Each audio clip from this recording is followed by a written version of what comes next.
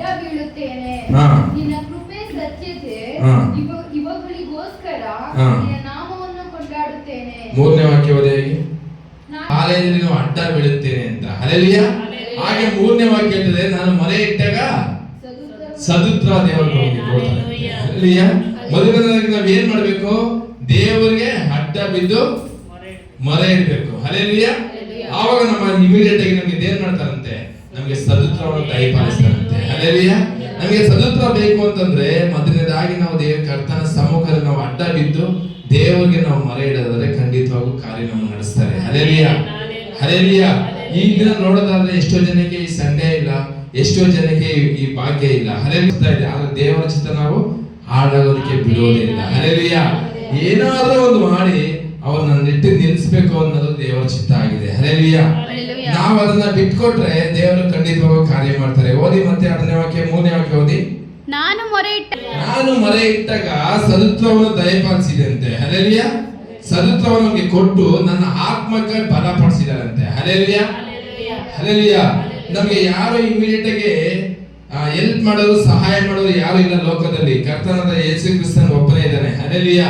ನಾವು ಎಲ್ಲಿಂದ ಎಲ್ಲಿಗೆ ಹೋದ್ರು ಸಹ ನಾವು ಆತನ ಬಿಟ್ಟು ನಾವು ಹೋಗಕ್ ಸಾಧ್ಯನೇ ಇಲ್ಲ.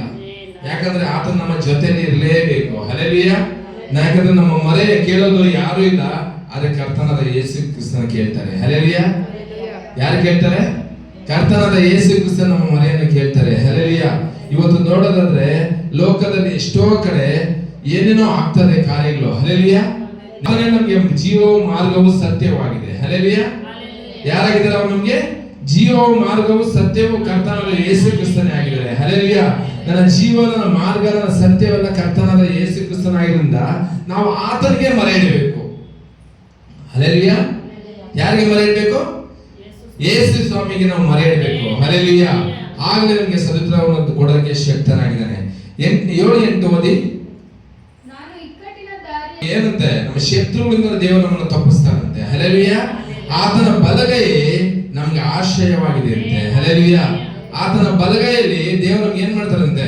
ಯಾವಾಗಲೂ ನಮ್ಮನ್ನು ನೋಡಿ ಆಶ್ರಯವಾಗಿಟ್ಟಿದ್ದಾರಂತೆ. 8ನೇ ದಿನ ಕರ್ತನ ಸಮ್ಮುಖದಲ್ಲಿ ಅಡ್ಡ ಬೀಳ್ಬೇಕಾದ್ರು 3ನೇ ವಾಕ್ಯ ಹೇಳ್ತಿದ್ದಾರೆ, ನಮ್ಮ ಪ್ರಾರ್ಥನೆಗೆ ಸದುತ್ತರ ಕೊಡ್ತೀನಿ ಅಂತಂದ್ರು. ಹಲ್ಲೆಲೂಯಾ. ಇಲ್ಲಿ ಹೇಳ್ತಾರೆ 8ನೇ ವಾಕ್ಯದಲ್ಲಿ, ನೀನು ನಿನ್ನ ಕಾರ್ಯಕ್ಕೆ ಸಿದ್ಧಪಡಿಸ್ತೀನಿ ಅಂತ. ಹಲ್ಲೆಲೂಯಾ. ನನ್ನ ಕಾರ್ಯವನ್ನು ಸಿದ್ಧಪಡಿಸ್ತೀನಿ ಅಂತ ಹೇಳ್ತಾರೆ. ಹಲ್ಲೆಲೂಯಾ.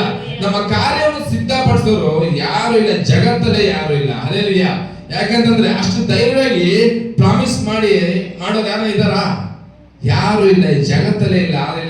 ಕರ್ತನಾದ ಯೇಸು ಕ್ರಿಸ್ತನ ಇರ್ತಾರೆ. ಓದಿ ಆ ವಾಕ್ಯ ನೆರವೇರದೆ ಬಿಡುವುದೇ ಇಲ್ಲ. ಹಲ್ಲೆಲೂಯಾ. ಯಾಕೆಂತಂದ್ರೆ ದೇವರು ನಮ್ಮ ಸಂಗಡ ಇರ್ತಾರೆ. ಹಲ್ಲೆಲೂಯಾ. ನಮ್ಮ ಕಾರ್ಯಗಳು, ಎಲ್ಲಾ ಕಾರ್ಯಗಳು ಸಿದ್ಧಿಗೆ ತರುವಂತ ದೇವರು ಕರ್ತನಾದ ಯೇಸು ಕ್ರಿಸ್ತನಾಗಿದ್ದಾನೆ. ಹಲ್ಲೆಲೂಯಾ. ಏನಕ್ಕಂತಂದ್ರೆ ಇವತ್ತು ಲೋಕದಲ್ಲಿ ನಾವು ನೋಡೋದಾದ್ರೆ ಎಷ್ಟೋ ಜನಗಳು ಈಗ ಮಣ್ಣಿಗೆ ಮರೆಯಾಗಿ ಹೋಗಿದ್ದಾರೆ. ರಾತ್ರಿ ನೆನೆ ಒಂದು ನ್ಯೂಸ್ ನೋಡಿದೆ.